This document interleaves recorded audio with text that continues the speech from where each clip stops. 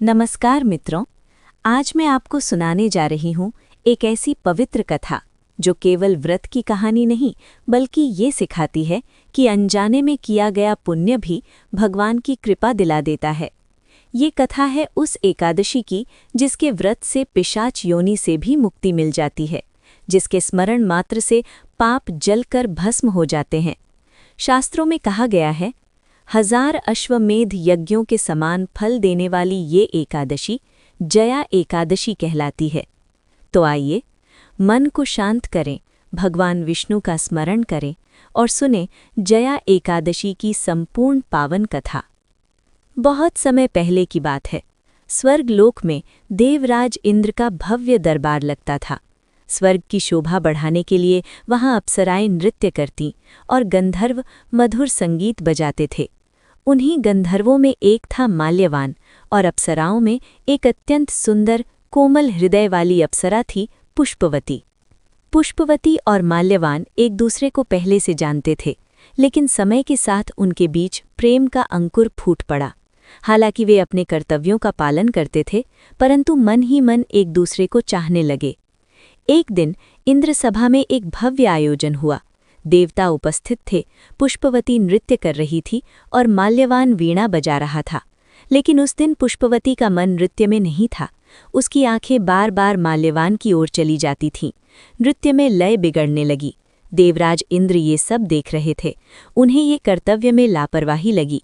क्रोधित होकर इंद्रदेव ने कहा, अप्सरा और गंधर्व होकर तुमने प्रेम को अपने कर्तव्य से ऊपर रखा, इसलिए तुम दोनों पिशाच योनि में जन्म लोगे। श्राप पड़ते ही दोनों स्वर्ग से पृथ्वी पर गिर पड़े। वे हिमालय के निर्जन बर्फीले जंगलों में पिशाच बनकर रहने लगे। दिन रात ठंड, भूख, प्यास और भय से भरे रहते। पिशाच होने के कारण वे दूसरों को डराते थे, लेकिन उनका मन अब भी शुद्ध था। वे किसी को मारना नहीं चाहते थे, बस श्राप के बंधन में बंधे हुए थे। एक दिन माघ मास की शुक्ल पक्ष की एकादशी आई। उस दिन कड़ाके की ठंड थी, बर्फीली हवाएं चल रही थीं। ठंड के कारण दोनों पूरी रात जागते रहे। न उन्हें नींद आई, न भोजन मिला। भूख प्यास से व्याकुल होकर भी उन्होंने किसी जीव को नुकसान नहीं पहुंचाया। धीरे धीरे उनके मन में भगवान विष्णु का स्मरण होने लगा। पुष्पवती बोली, यदि इस दुख से मुक्ति मिलनी हो तो केवल नारायण ही बचा सकते हैं। रात बीत गई, सूरज निकला और अचानक एक तेज प्रकाश फैला। दोनों के पिशाच शरीर जलकर नष्ट हो गए। वे फिर से अपने स्वर्गीय रूप में लौट आए। उनके चेहरे पर तेज था, आंखों में शांति और हृदय में कृतज्ञता। और वो दोनों स्वर्ग की ओर चल दिए। स्वर्ग पहुंचते ही इंद्रदेव आश्चर्यचकित रह गए। उन्होंने पूछा, तुम दोनों को मेरे श्राप से मुक्ति कैसे मिली?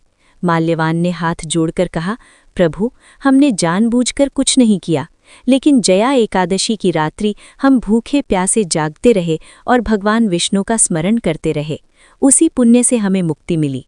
इंद्रदेव ने सिर झुका लिया और तभी से जया एकादशी का महत्व तीनों लोकों में प्रसिद्ध हो गया। तो मित्रों, अगर भगवान का नाम अनजाने में भी लिया जाए तो कल्याण होता है। अब हम आपको बताते हैं जया एकादशी कब मनाई जाती है। जया एकादशी हर साल माघ महीने के शुक्ल पक्ष में मनाई जाती है। जया एकादशी क्यों मनाई जाती है? तो मित्रों, जया एकादशी पापों से मुक्ति पाने के लिए, प्रेत पिशाच नकारात्मक योनियों से छुटकारा पाने के लिए, जीवन में सुख शांति और वैकुंठ प्राप्ति के लिए, भगवान श्री विष्णु की कृपा पाने के लिए मनाई जाती हैं। शास्त्रों में कहा गया है कि जया एकादशी का व्रत करने से बड़े से बड़ा पाप भी नष्ट हो जाता है। तो मित्रों, जया एकादशी कैसे मनाते हैं, यानी व्रत विधि? तो मित्रों, एकादशी के दिन प्रातः स्नान करें। एकादशी से एक दिन पहले सात्विक भोजन करें। भगवान श्री विष्णु की पूजा करें। पीले फूल, तुलसी जल, दीपक अर्पित करें। ओम नमो भगवते वासुदेवाय मंत्र का जाप करें। निर्जल या फलाहार व्रत रखें। रात में जागरण करें और विष्णु कथा सुनें। और मित्रों, अगले दिन द्वादशी को ब्राह्मण या गरीब को दान देकर व्रत खोलें। तो मित्रों, अब हम आपको जया एकादशी व्रत का महत्व बताते हैं। पहला, ये व्रत मोक्ष प्रदान करने वाला है। दूसरा, ये व्रत भय, दुख और दुर्भाग्य को दूर करता है। इस प्रकार है भक्तों, जया एकादशी का व्रत ये केवल एक परंपरा नहीं, बल्कि ये हमें ये सिखाता है कि भगवान श्री विष्णु की भक्ति कभी व्यर्थ नहीं जाती। माल्यवान और पुष्पवती ने न तो जानबूझकर व्रत किया और न ही उन्हें व्रत का पूरा ज्ञान था, फिर भी अनजाने में किया गया एकादशी व्रत उन्हें पिशाच योनि जैसे घोर कष्ट से मुक्त कर फिर से स्वर्गलोक पहुंचा गया। जो मनुष्य एकादशी के दिन संयम रखता है, भगवान नारायण का स्मरण करता है और किसी भी जीव को कष्ट नहीं देता, उसका जीवन स्वतः ही पवित्र हो जाता है। अतः जो श्रद्धालु इस कथा को श्रद्धा से सुनता है, जो इस व्रत का पालन करता है, उसके जीवन में सुख, शांति और विजय अवश्य आती है।